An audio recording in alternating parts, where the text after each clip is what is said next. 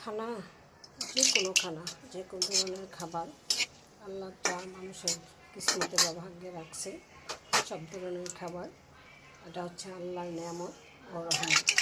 যদি আপনি বিশ্বাস করেন ভাগ্য বলে কিছু আছে, কিসমত বলে কিছু আছে, তাহলে আল্লাহ পাকের রহমতের দরজা আপনার উপর খুলে যাবে। আমার আল্লাহ পাক রব্বুল আলামিন বলছেন, যে শুকরিয়া আদায় করে আমি শুকরিয়া আদায়কারীকে পছন্দ করি এবং ভালোবাসি।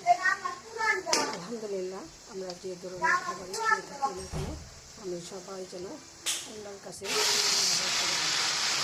এটা আমাদের সবাই উচিত।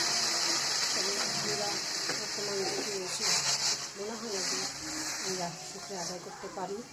তারপরেও চেষ্টা করব আমি আপনি সবাই আল্লাহ আমাদের যেভাবে রাখছেন আমরা যেন শুকরিয়া আদায় করি। আল্লাহ হাফেজ। ভিডিওটি ভালো থাকলে সাবস্ক্রাইব করবেন।